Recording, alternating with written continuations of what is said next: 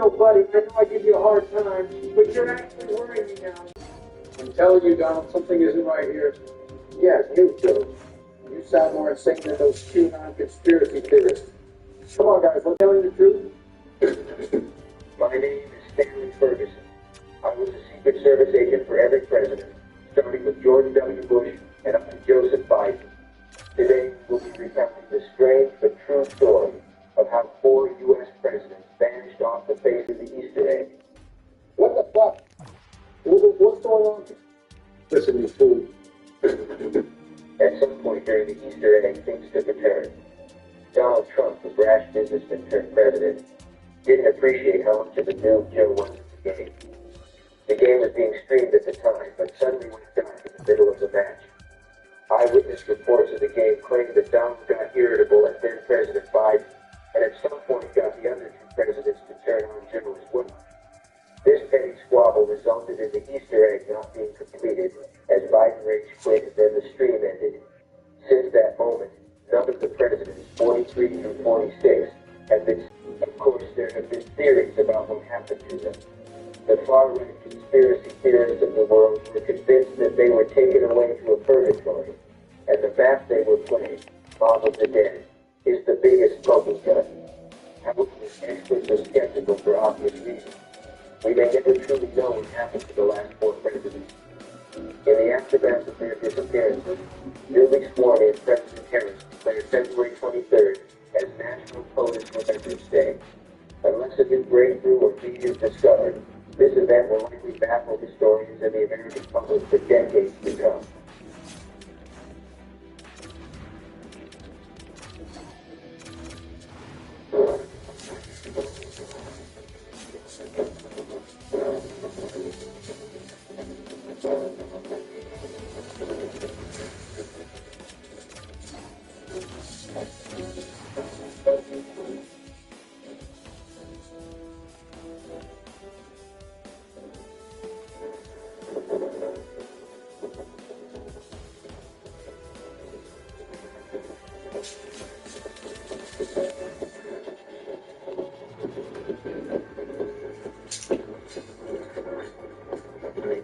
Joe, I'm speechless. We're so sorry we didn't believe you. I can't believe this is really happening. Then you all must repent. Repent for your crimes during your time as president, so we can finish this Easter egg, breaking the cycle once and for all. I suppose I'll go first. I'm sorry for the war in the Middle East. I lied to the nation about Saddam Hussein having nuclear weapons. I'm sorry about the economy crashing in 2008 as well, and for my poor Hurricane Katrina response. But most importantly, I'm really sorry for my late brother Jeb. Good job, George. Now it's your turn, Barack. The error of my ways. Donald, what about you? You probably have thousands of sins to repent for, so I go ahead and get started. Are you kidding me? You heard me just said things. This is your fault. Your dumbass couldn't carry your weight in the easiest Easter egg ever made. No, Donald, you must atone for your crimes. You're going to keep us trapped here. We're only here because of you, Joe. I have nothing to repent for. My presidency was perfect. Drop your ego for a second, Donald, and think about what you're doing. If you continue the cycle, you'll just be doomed to do this all over again. No way. I'm boarding the plane, and then we're going to fight on the Golden Gate Bridge. And I'm not going to lose to a noob like you. Donald, no! Trump, you selfish orange you're condemning us all to an endless purgatory. Joe, please. You have to beat Donald during this fight. You're our only hope. I got this. I won't let you guys down. I'm going to destroy you and then organize these false games from your court. So you are no Albert Arlington. I'm going to break this cycle, Donald. Go revive your ass from the electric chair so we can finally put an end to this in life. Even the acid jab is no match for my death machine, Joe. Now eat that. No, Donald, what have you done? I just won, stupid Joe. PG, better luck next time. Ah! Well, it's time to play one of the greatest maps of all time. Mob of the Dead. We're doing the Easter egg, right, guys? Of course. It's probably the easiest Easter egg of all time. We might as well. And it looks like Joe's playing his weasel, so that'll be fun during the final step. Now, this can't be right. I know we've done this before. Does all this seem a little familiar to the rest of you? Yeah. Unlike you, Bill, we've actually played this map before. Now pipe down so we can carry you through this Easter egg. If you guys say so. It just seems like I remember. So never mind. Play. President Biden here. Thank you for sticking around till the end of the video. I hope you enjoyed it. This video was based heavily on the story of Mob of the Dead, so for any casual viewers who were confused, go pull up a Mr. Awful Waffle video or something and catch up on the zombies lore. As always, I would like to tell you about my Discord service, which is currently at nearly 1,000 members and growing strong every day. It's a great place to make friends or find people to play zombies with, so I encourage you to check it out. I would also like to quickly plug my Patreon. Becoming a patron will grant you access to exclusive benefits like early video access, special Discord rooms, and a chance to play with me and appear in video. A special thanks to each of my current patrons listed here. Your support is greatly appreciated and helps a lot. Thank you once again for watching, and please remember to like and subscribe for more content like this. Thank you.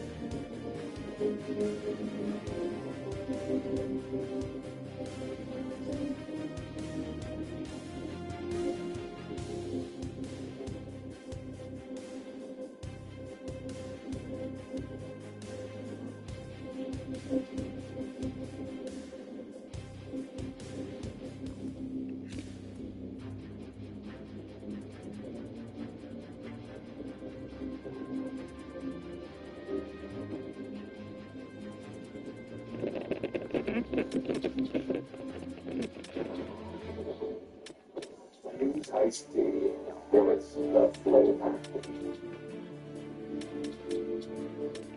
Hey man, like cars, you got to get ready.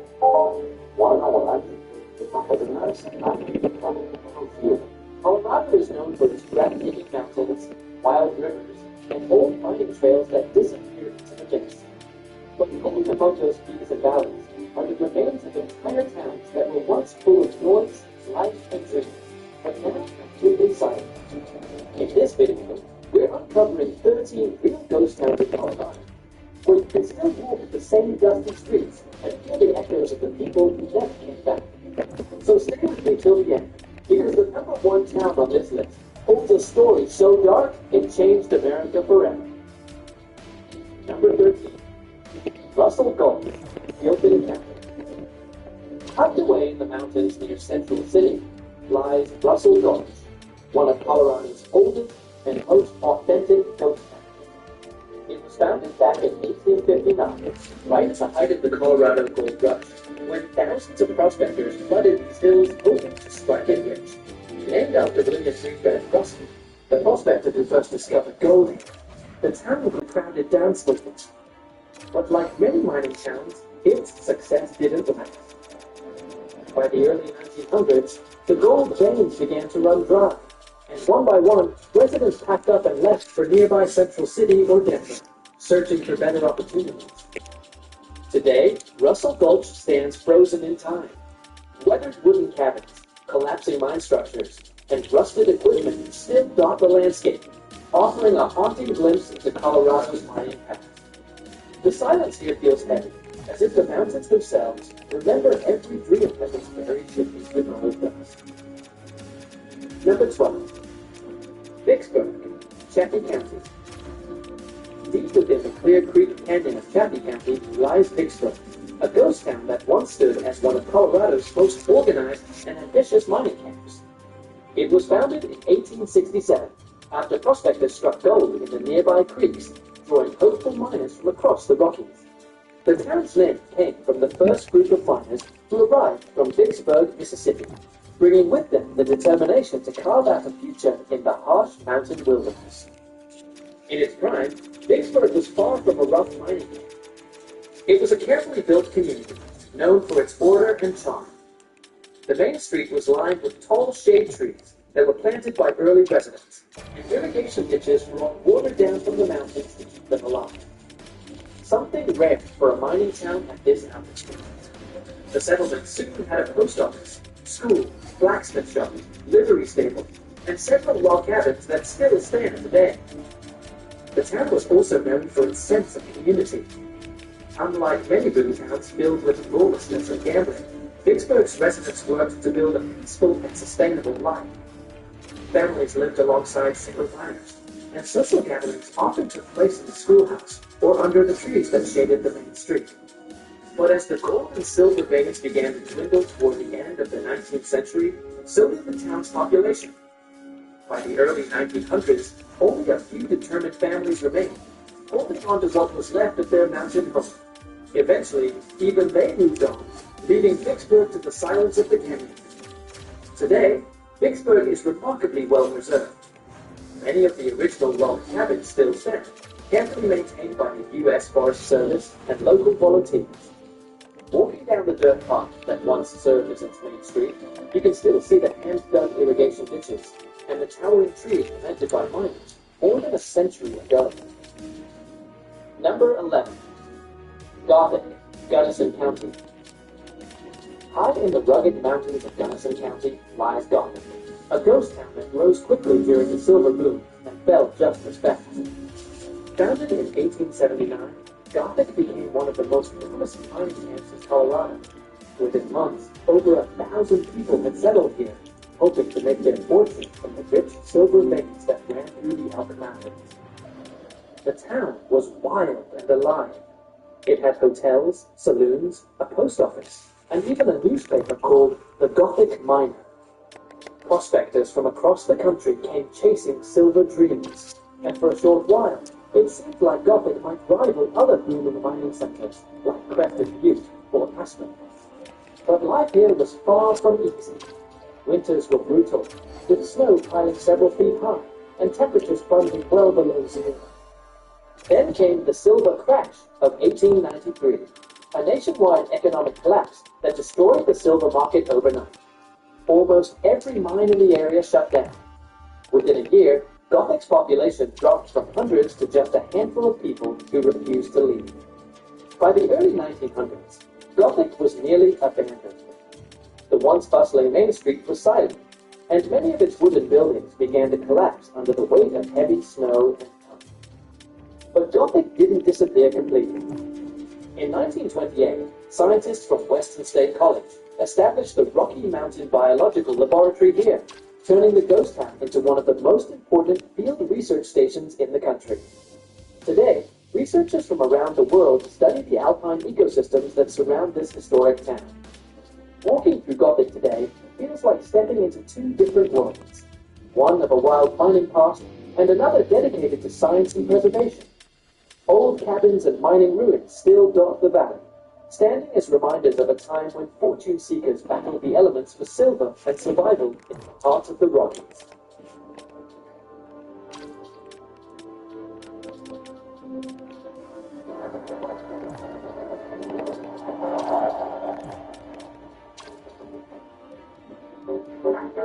Introducing investing with Ghost Life. Smart.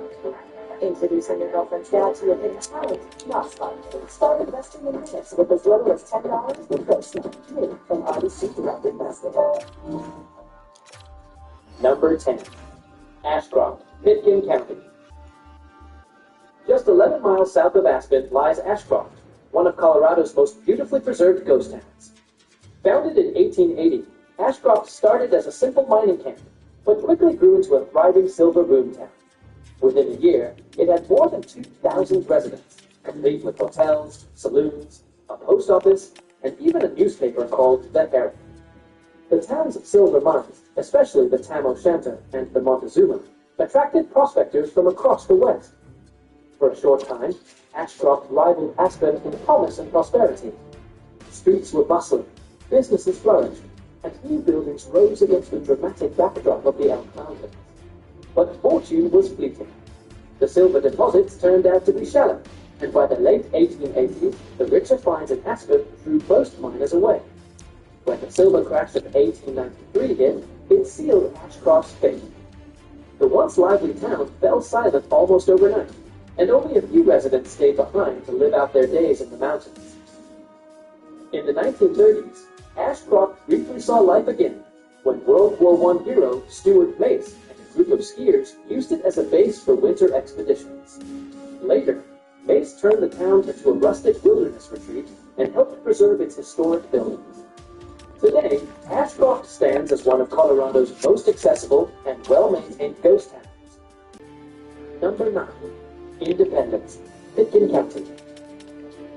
Perched high in the Rocky Mountains at nearly 10,900 feet, Independence is one of the most dramatic and well-preserved ghost towns in Colorado, and one of the hardest places to have ever called home. The town was founded in 1879, when prospectors struck gold in the nearby Roaring Fork Valley. Within a year, Independence boomed into a bustling mining town with over 1,500 residents. But life here was brutally hard. The winters were long and merciless, with snow often piling up over 20 feet deep. Supplies had to be hauled by mule over treacherous mountain passes, and when storms hit, the town could be cut off for weeks. Locals would sometimes dig tunnels through the snow, just to move between buildings. When the gold veins began to thin in the 1880s, residents started moving to easier towns like Aspen, just a few miles down the mountain. The final blow came during the fierce winter of 1899, when a blizzard trapped the last remaining families. Facing starvation, they dismantled their own homes to build makeshift skis and escaped down the pass to safety. By spring, Independence was completely deserted. Today, the site is managed by the U.S. Forest Service and stands as a haunting open-air museum. Many of the original log cabins, a restored stamp mill, and remnants of the old general store still remain, overlooking the sweeping Alpine Valley below. Number 8. St. Elmo, Cappy County. Tucked deep in the Sawatch Range near Nathrop, St. Elmo is often called one of the best-preserved ghost towns in all of Colorado. Founded in 1880, this mountain settlement quickly grew into a booming mining hub with more than 2,000 residents, a telegraph office, a school, and over 40 buildings lining its main street.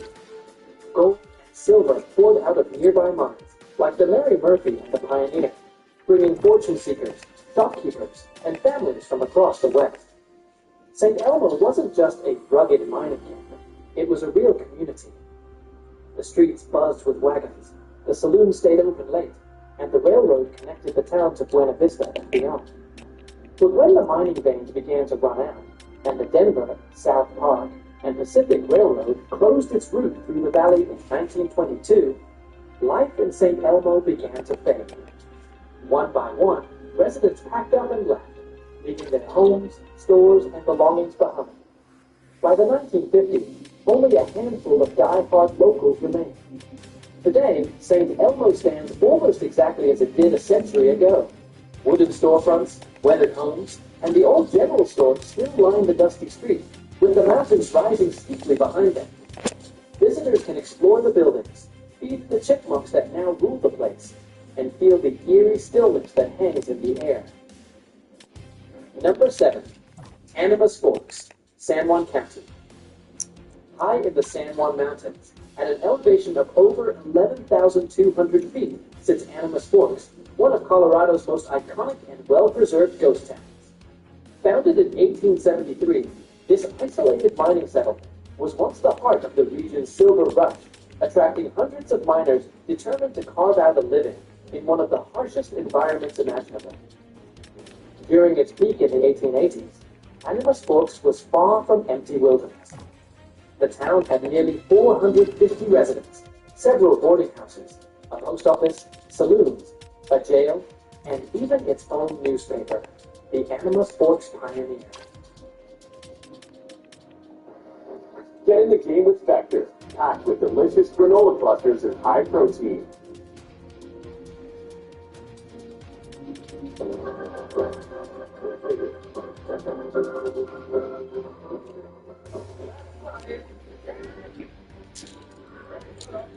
Despite being buried in snow for half the year, the people here were tough and determined.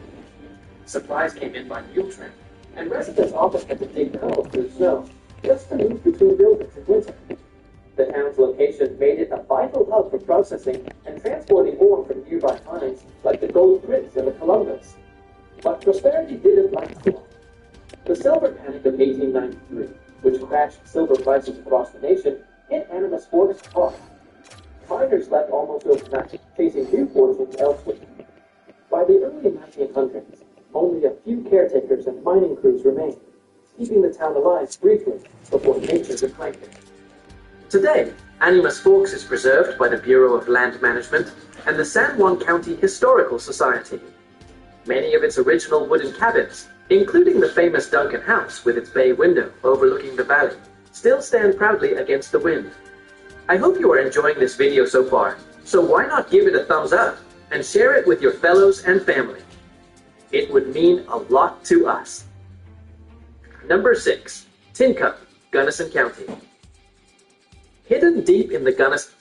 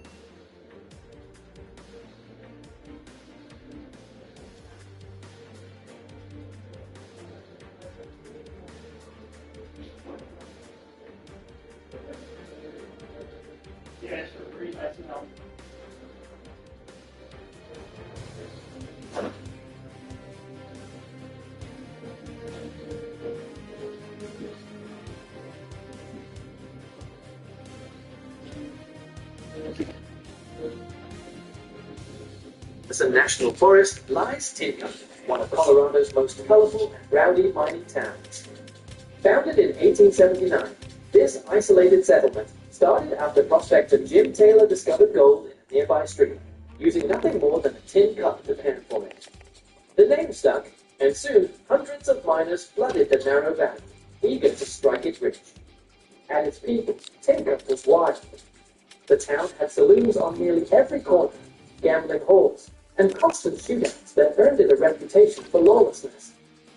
Local sheriffs didn't last long here. Some were shot, others simply fled town. Yet, despite the danger, people stayed because the mines around the area, like the Gold Cup and the Jimmy Mac, kept producing valuable ore. By the 1880s, Tin Cup had everything a booming mountain town needed: stores, hotels, churches, and even a school. But like many mining towns, it lived fast and faded quickly. When the gold veins began to dry up, families packed up and left.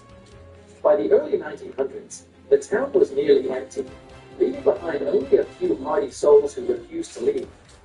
Today, Tin Cup isn't completely dead. It comes back to life each summer when families return to their rustic cabins and visitors explore its dirt roads.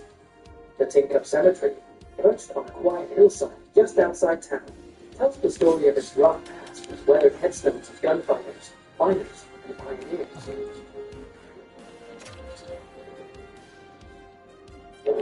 I'll be careful out there. It's looking like a major storm across most of Canada today. Number 5. Caribou, Boulder County. Just a few miles northwest of Nederland, high. Canada has a reputation of being a country where the most dangerous thing that can happen to you is getting hit by a hockey puck or being trampled by a particularly aggressive moose. But here's the thing about that reputation. It is built on the parts of Canada that want to be seen. There is another Canada. Towns scattered across this country where terrible things happen, where unexplained phenomena have persisted for over a century, where entire populations vanished almost overnight, where the land itself was poisoned, and the people who live there are still paying the price. Places where locals do not just shrug when you ask about visiting, they actively warn you away. Before we get into this, I need to be clear about something. Some of the places on this list are creepy in a fun, Halloween kind of way. Ghost lights, haunted inns, abandoned buildings. Others are sites of genuine ongoing tragedy, involving real communities and real ongoing harm. With that said, let us start with a place that somehow manages to be both charming and deeply unsettling. Niagara-on-the-Lake, Ontario. Population about 18,000. 90 minutes from Toronto. 20 minutes from Niagara Falls. On the surface, it is adorable. Cobblestone streets, gas lamps, horse-drawn carriages, perfectly preserved 19th century architecture. The kind of place that sells artisanal ice cream and puts on Shakespeare festivals. It is also widely considered the most haunted town in Canada, and once you understand why, the charm starts to feel different. December 10, 1813. American forces burned virtually every building in what was then called Newark before retreating. 400 women and children were left homeless in freezing winter conditions. Many froze to death. Mass graves from the War of 1812 dot the area around Fort George. The town you see today was rebuilt on top of all that death. The Old Angel Inn claims a ghost named Captain Colin Swayze, a British soldier killed by Americans while hiding in a barrel in the cellar. Staff report glasses sliding across tables, cold spots, footsteps when no one is there, and the smell of pipe tobacco. This is not some tourist gimmick. The woman who worked the night desk at the Prince of Wales Hotel for 20 years quit after an experience she still refuses to describe. Fort George staff have reported soldiers in period uniforms walking the grounds at night who vanish when approached. Parks Canada runs official ghost tours. The preservation is almost too perfect. Walking through at night, especially in winter when fog rolls off Lake Ontario, something feels wrong. The town looks like it is waiting for people who died 200 years ago to come home. Heading west to the prairies, we find something completely different, but equally inexplicable. St. Louis, Saskatchewan. Population around 500. 45 minutes north of Prince Albert. 2 hours from Saskatoon. This is flat, open prairie, transitioning to parkland. The kind of landscape where you can see for miles in every direction, and the sky feels impossibly large. It is also home to the St. Louis ghost train, a phenomenon that has been documented for more than 100 years and still has no definitive explanation. Here is what people see. Lights appearing along an abandoned CN rail line, moving along the tracks, changing color from white to red, sometimes approaching observers, sometimes retreating, sometimes simply vanishing.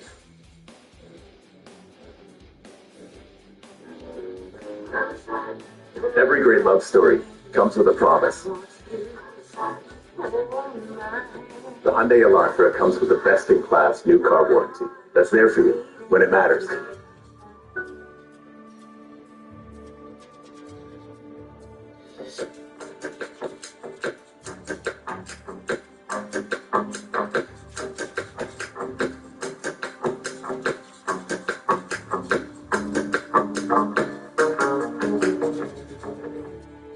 The legend says a conductor was decapitated in a collision on this line in the early 1900s, and the lights are his lantern as he searches for his severed head.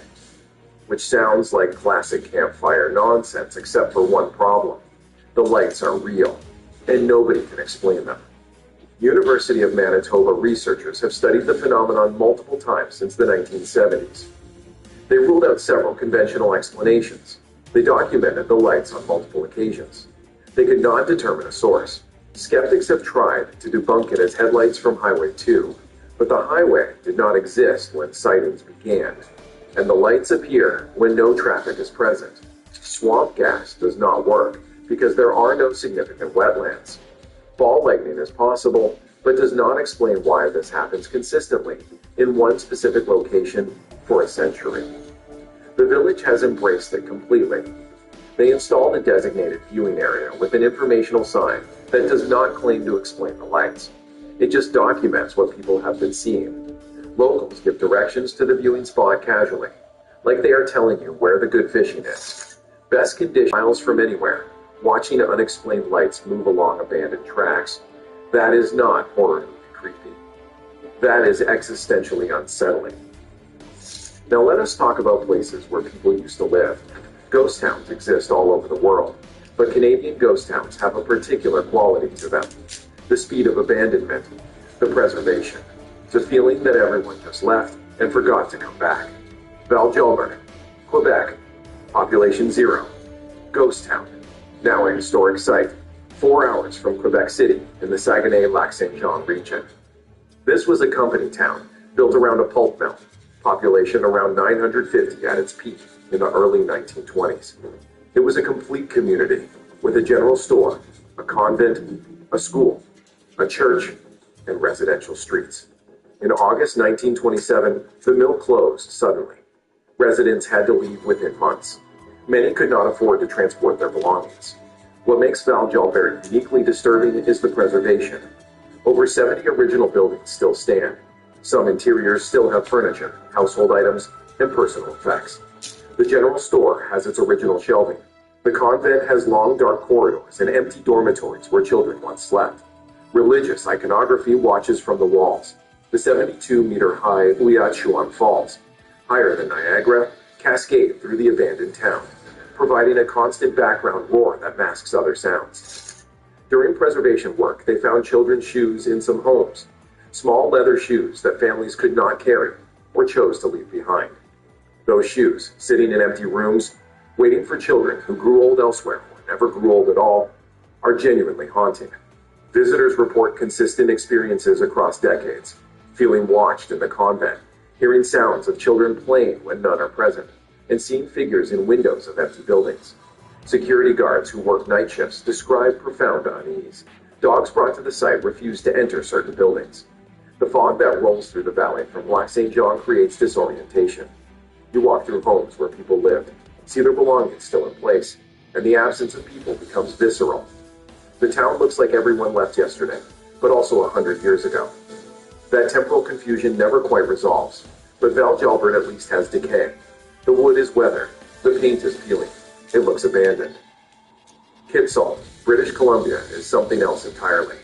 Population 0, but technically owned by one person.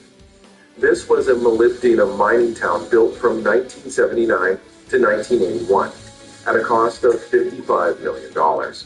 At its peak, approximately 1,200 residents. In 1982, global molybdenum prices crashed. The mine closed after only 18 months of operation. The entire town was evacuated. Here's where it gets strange. In 2005, an Indian-American businessman named Krishnan Suthan bought the entire 130-acre town site for about $5.7 million. 92 fully furnished townhouses, 132 apartments, shopping mall, hospital with equipment, beauty salon with chairs and dryers, swimming pool, gymnasium, theater, schools with desks and books still in them. The power plant still works, and the water treatment still works. Caretakers maintain the site year-round. Lawns are mowed, snow is cleared, the lights can come on. But no one lives there. It has been nearly 20 years. Suthan has proposed various uses, including a wellness retreat, a research center, or a resort, but the town remains empty. Journalists who have gained access describe it as profoundly wrong. A town without soul. Get help where you need it most. Microsoft 365 Copilot, your AI assistant at work, is now 15% off for eligible nonprofits. Get started by clicking the link or visiting us at Microsoft.com/nonprofits.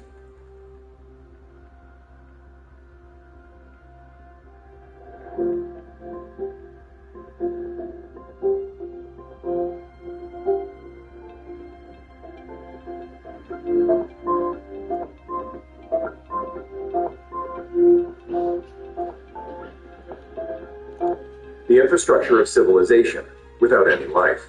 A photographer reported that the recreation center still has sports trophies on shelves from 1981 tournaments, the last achievements of a community that would cease to exist within months. Kids won those trophies thinking they lived in a real town with a future. Let us go somewhere the dead are literally underfoot. Dawson City, Yukon. Population about 1,500. 530 kilometers from Whitehorse, near the Alaska border. This is gold rush country. From 1896 to 1899, the Klondike Gold Rush brought an estimated 100,000 people to this region, and Dawson City briefly became the largest Canadian city west of Winnipeg. The death toll from that era is staggering. Thousands died from typhoid, scurvy, dysentery, exposure, mining accidents, drowning, violence, and starvation. Estimates range from 4,000 to 10,000 in the region. Many were buried in permafrost. Here's the thing about permafrost. It preserves organic matter remarkably well. Bodies from the gold rush era have been discovered during construction projects over the decades. The Dawson City Museum has records of multiple discoveries. The condition of remains can be extraordinary. Intact clothing, recognizable features, personal effects still in pockets. These do not look like 125-year-old corpses. They look like recent deaths. Construction workers who have found these bodies describe it as routine, but never comfortable. One reportedly found a man still clutching a small leather pouch. The gold dust inside never made it to the assay office. As permafrost thaws due to climate change, more remains are being exposed. The town celebrates its heritage with preserved boardwalks, false front buildings, and Canada's oldest casino. But the tourism industry is built on an era of mass death, and that gap between festive branding and grim reality is jarring once you think about it. And then there is the Sorto cocktail. The downtown hotel serves a drink containing an actual preserved human toe. The rules are simple. You can drink it fast, you can drink it slow, but the lips have got to touch the toe. They are on their 10th toe, or more. They keep getting swallowed by drunken patrons, which incurs a $2,500 fine. The toes are donated by willing contributors who have bequeathed them in their wills or given them after amputations. This is exactly as weird as it sounds. Now let's talk about a place where the danger is not supernatural, but very much alive. Churchill, Manitoba. Population about 900. It sits 1,000 kilometers from Winnipeg by rail, and there is no road connection. This town has a problem that sounds made up. During peak fall migration, there are more bears than people. 800 to 1,000 bears pass through the area in October and November. Polar bears are apex predators, and they view humans as potential prey. Fatal attacks have occurred here. Churchill has adapted to its situation in ways that would seem insane anywhere else. Cars are left unlocked so pedestrians can escape bears. There are polar bear patrol officers. Halloween trick-or-treating is escorted by armed guards. There is a polar bear jail where problem bears are captured and held in a facility until they can be airlifted away from town. Staff have developed relationships with repeat offenders who keep coming back despite being relocated. Living in a place where you are not at the top of the food chain changes your relationship to the outdoors in fundamental ways. The isolation is extreme. No road connection means everything comes by train, by seasonal ship, or by aircraft. In 2017, flooding destroyed the rail line, and service was suspended for 18 months. The town was effectively cut off except by expensive air travel. Food prices skyrocketed. Climate change is affecting permafrost, and the town's connection to the outside world is increasingly fragile. Winter temperatures routinely hit minus 35 to minus 40 degrees Celsius with wind chill. At the winter solstice, there are less than 6 hours of weak daylight. The darkness does things to your mind if you are not prepared. Some people have to be evacuated because they cannot handle it. Abandoned Cold War military infrastructure dots the landscape, including rocket research facilities, launch pads, and crumbling bunkers. The northern lights are spectacular, but in this setting, they feel ominous rather than magical. Let me shift to places where the creepiness is not about supernatural phenomena or wildlife danger. It is about what humans did to each other and the land. This requires a different tone, because these are not ghost stories. They are ongoing tragedies. Deline, Northwest Territories, a community with a population of about 500. It lies above the Arctic Circle, on the shores of Great Bear Lake. It is accessible only by air or by a winter ice road. This community is known as the Village of Widows, and the reason is devastating. From 1942 to 1960, Dene men from Deline worked at the Port Radium Uranium Mine on Great Bear Lake. They carried 45-kilogram burlap sacks of radioactive ore on their backs. They slept on ore bags and ate lunches with contaminated hands. They were never told the material was dangerous. There was no protective equipment and no warnings. The uranium was processed for the Manhattan Project and used in the atomic bombs dropped on Hiroshima and Nagasaki. At least 14 of approximately 30 Deline workers died of various cancers, including lung cancer, bone cancer, and leukemia. The death rate among working-age men left an abnormally large number of widows. Den oral history holds that a prophet named Eidseo Ayaha had visions in the early 1900s, before any mining began. He said that the rocks would be made to burn and bring great evil. Elders believe he foresaw the uranium mining and its consequences decades before it happened. In 1998, Deline elders traveled to Hiroshima to apologize for their unwitting role in tourism. This is not entertainment. This is ongoing grief. Empty ore sacks were repurposed by community members for household use. Radioactive dust contaminated areas where workers lived. Remediation was completed in 2007, but concerns about its completeness persist. Contamination of Great Bear Lake is permanent. Grassy Narrows, Ontario, is a similar story still unfolding. Asub-Pishosiwago First Nation has a population of about 1,500 and is located 90 kilometers north of Kenora. Between 1962 and 1970, paper companies discharged approximately 9,000 to 10,000 kilograms of mercury into the English Wabigoon River system. The community relied on that river for food, income, and cultural practices. The mercury was identified in 1970 when a Japanese doctor recognized symptoms similar to Minamata disease, a neurological syndrome that had devastated communities in Japan. Symptoms included numbness in the extremities, tunnel vision, loss of coordination, tremors, hearing loss, difficulty speaking, and emotional instability. In severe cases, convulsions, coma, and death occurred. The mercury is still there.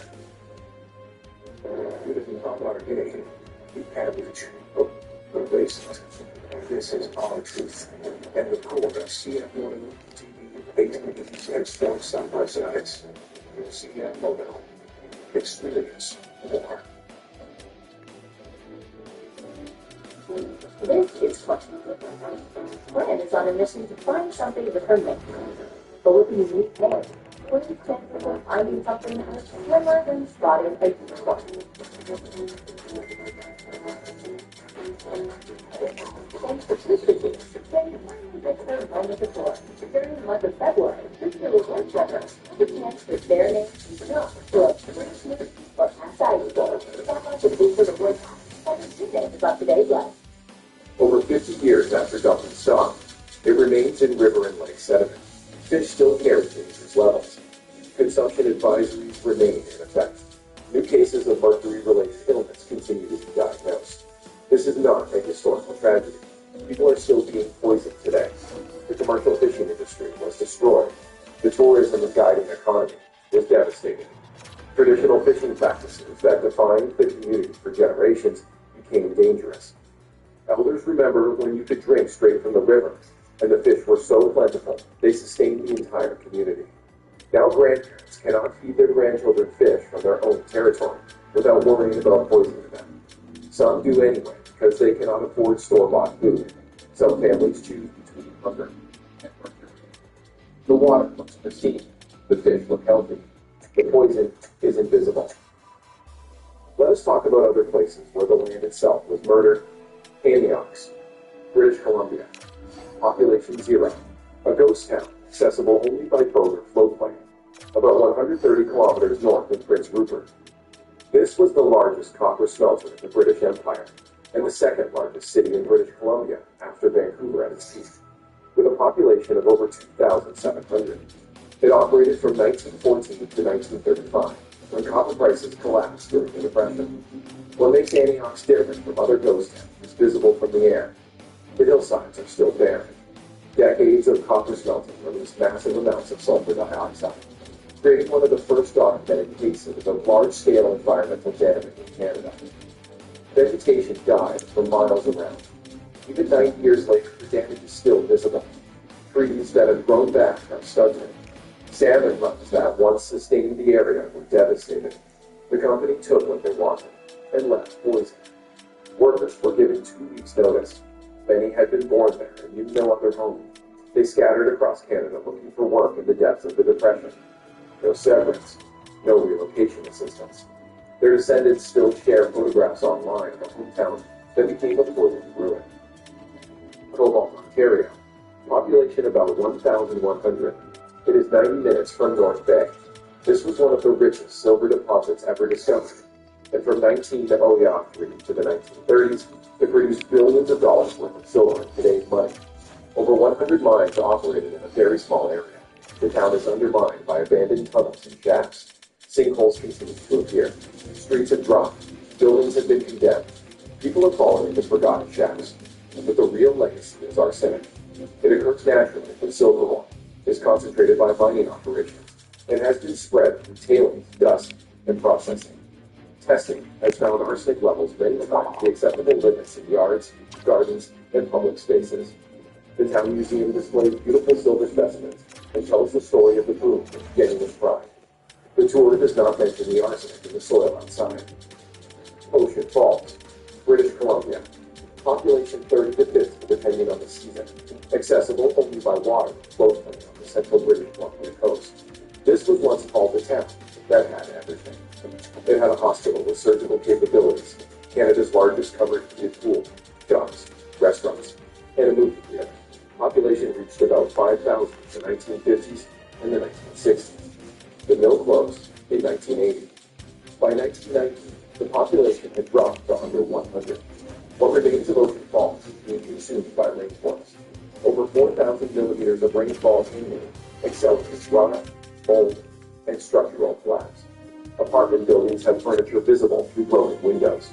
Trees growing through buildings. The swimming pool was a source of tremendous community pride. Tropical plants, warm water, a piece of paradise on the rainy coast. Now it is an empty concrete shell with trees growing through the changing rooms.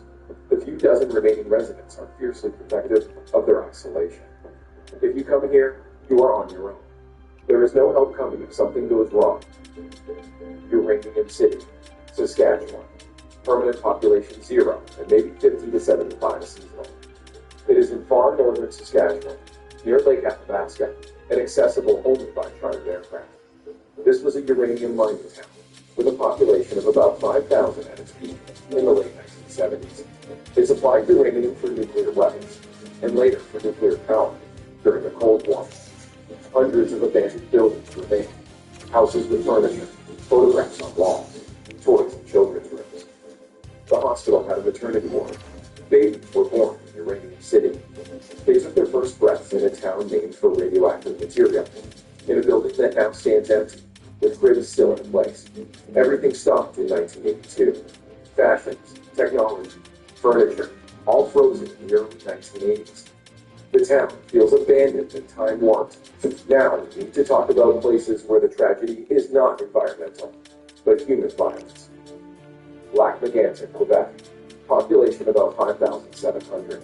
90 kilometers from Sherbrooke, 200 kilometers from Montreal. On July 6, 2013, at approximately 1:15 a.m., an improperly secured freight train carrying crude oil rolled downhill from the town of Nantes, 11 kilometers away. It derailed at a curve in downtown Lac-Mégantic, and it exploded, a complete tragedy.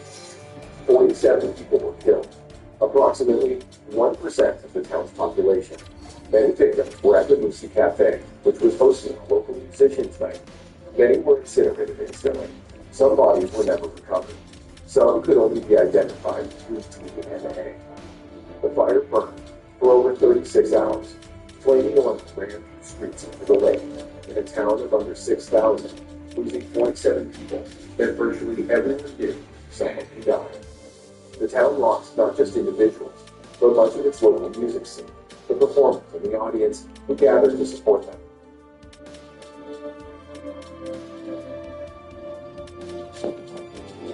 You'll always feel connected to the Hyundai Elantra. With complimentary moving services that keep you close, even when you're not. It's that Elantra type of love. The historic downtown with its century-old buildings is gone, replaced by modern construction and green space. The Estates Memoir Memorial Park names all 47 victims. Clothing explicitly worn against disaster tourism. This is not entertainment. They are still breathing. If you visit, go to the memorial respectfully, or do not come at all. The Pants, Manitoba. Population about 5,000. 6 hours from Winnipeg. On November 12th and 13th, 1971, Helen Betty Osborne, a 19-year-old Cree woman from Norway House First Nation, was abducted from the streets by 4 white men. She was taken outside town, near Clearwater Lake, and stabbed over 50 times with a screwdriver. Within weeks, many residents of the past knew who was responsible. Names were spoken openly. 16 years passed before charges were laid.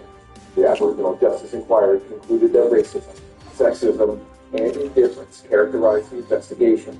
Helen Betty Osborne had moved to the past to get an education.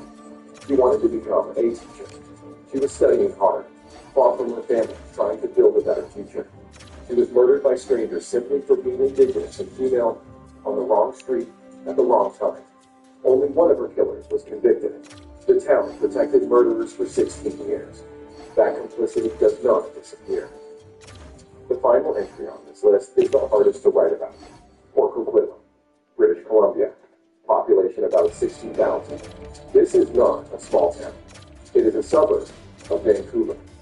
But within it is a specific location that became one of the largest crime scenes in Canadian history. Robert William Picton operated a pig farm there. Between 1983 and 2002, he murdered women from Vancouver's downtown east side. Many were sex workers. Many were indigenous. Many were struggling with addiction. All were marginalized. He was convicted of 6 murders, but was originally charged with 26. Investigators found that remains were fed to pigs, ground, and potentially mixed with pork that was processed at the farm. Tips about pig tip were received for years before serious investigation began. Women's disappearances were not taken seriously because of their backgrounds. If they had been taken seriously earlier, many victims might have been saved. The farm buildings were demolished after the investigation. The property was subdivided. Housing development was built on parts of the land. Families with children now lived where women were murdered. Drive through, and you would never know. That may be the most disturbing part. Every year on Valentine's Day, the downtown Eastside community holds a women's memorial march that names every missing and murdered woman. They refuse to let the women be reduced to statistics. So there you have it. 18 places across Canada where something terrible happens, where something unexplained persists, where the land itself bears scars that they never heal. Some of these are pretty.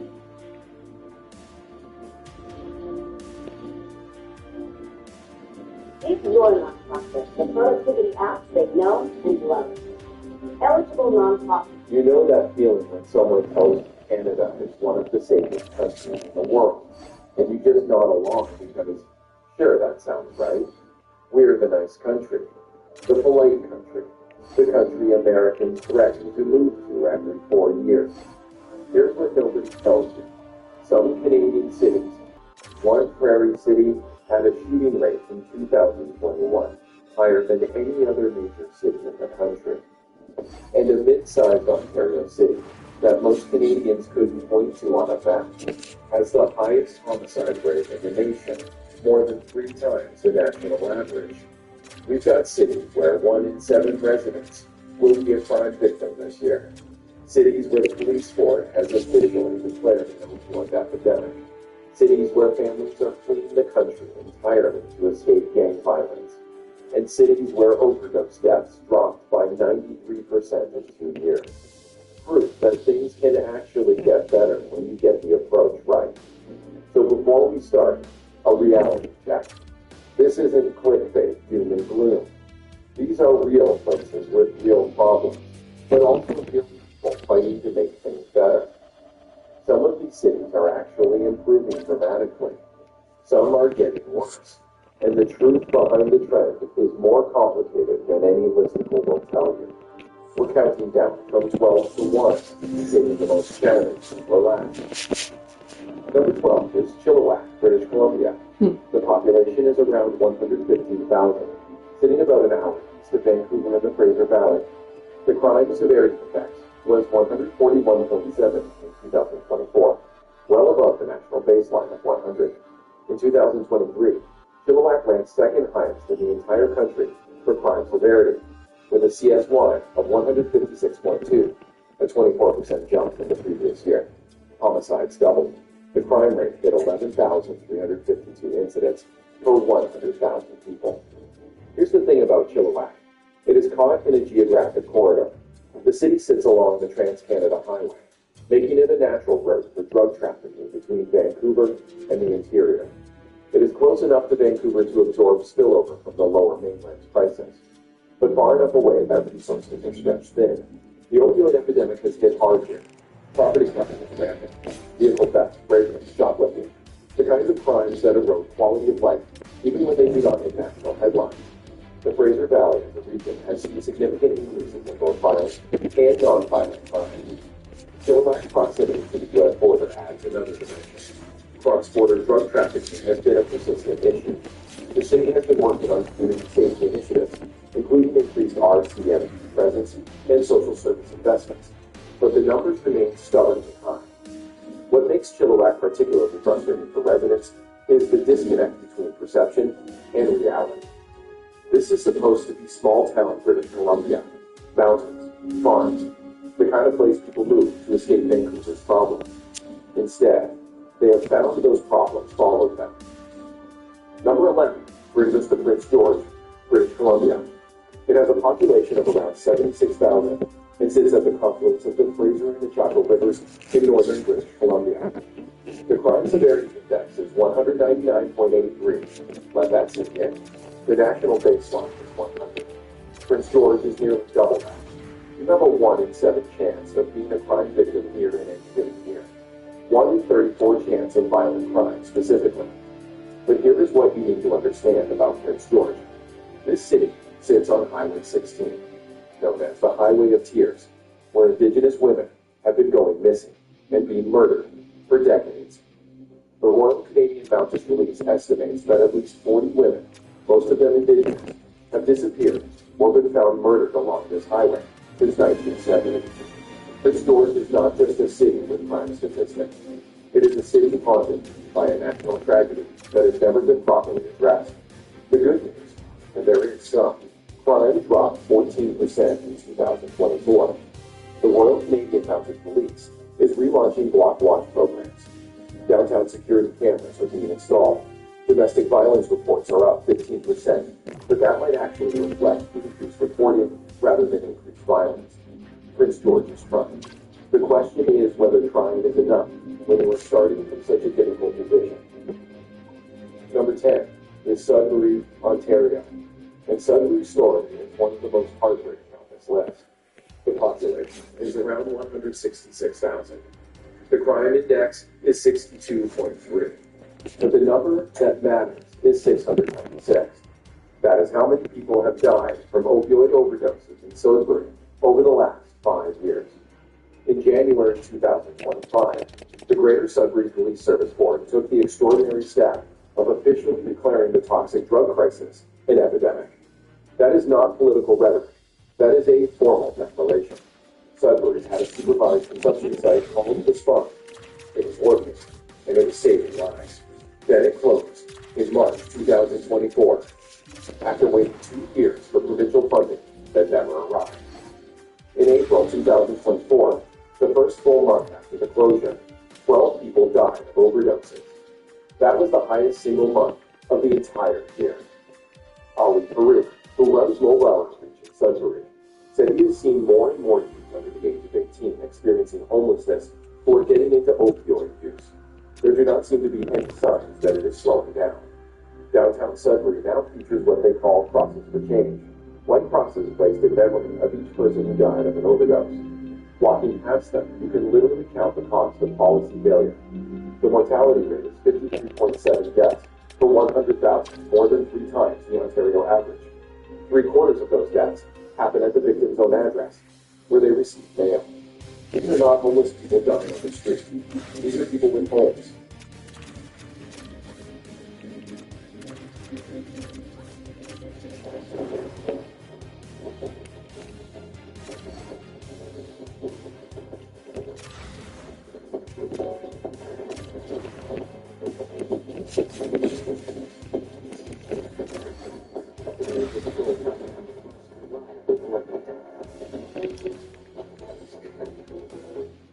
Family and dresses.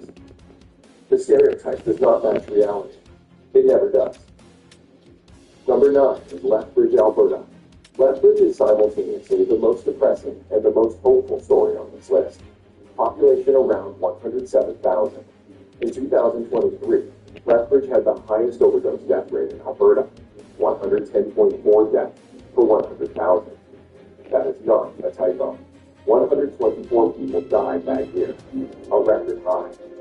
Since the supervised consumption site closed in August 2020, after the provincial government defunded it, over 322 people have died from drug-related causes. Dr. John Webb, an addictions medicine doctor who works across southern Alberta, explains the cycle. Using opioids or falling back into using opioids is out of an inability to cope with the grief they're experiencing over those around them passing away. People are using drugs to cope with losing people to drugs. That's the trap. But here's where Lethbridge becomes a different kind of story. In the first 7 months of 2025, only 6 people died of overdoses. 6. That's a 93% drop from the same period in 2023.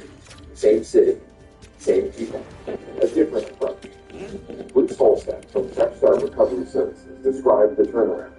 The answer into Lethbridge at the height of the opioid crisis. There was a certain sense of desperation for recovery in the area. You can see change. Crime is down 16%. The crime severity index dropped 19%. Lethbridge proves that things can change dramatically in either direction. The question is whether anyone learns the lesson. If you've made it this far, consider subscribing. It's completely free, and we're always improving to bring you even better videos. Number 8 is Red Deer, Alberta. Population around 106,000, sitting directly between Calgary and Edmonton on the QE2 highway. In 2017, Red Deer recorded the highest crime severity index of any Canadian city with a population over 100,000. The score was 221.56. That was the worst in the country. Today, it is 118.7, down 20% in a single year. The second largest improvement among 40-plus metropolitan areas, tracked by Statistics Canada. So what happened? Superintendent Ken Foster of the Red Deer RCMP explained the city's vulnerability. We're jammed between Edmonton and Calgary, perfectly situated geographically to attract legitimate business, but to attract illicit business as well. Red Deer's economy is tied to OIL. When oil booms, young workers flood in with money to spend. When oil crashes, and it always crashes, unemployment spikes, addiction follows, and crime explodes. The 2008 recession hit hard. The 2014 oil price collapse hit harder. Foster described it as a perfect storm. But Red Deer fought back with targeted enforcement, community outreach, and the virtual opioid dependency program that pairs off with paramedics. The RCMP statement is cautiously optimistic. What we are seeing is now clear, measurable progress. This tells us that the strategy is going to work. Red Deer had 53 opioid poisoning deaths in 2023, the highest in the city's history. The trajectory was terrifying. Now it is bending in the right direction. The vulnerability remains. The next oil crash is always coming. But for now, this is what progress looks like. Number 7 and 6 take us to Saskatchewan. This province has led Canada's crime severity index, CS1, every single year since Statistics Canada started tracking it in 1998. 25 consecutive years at the top of the list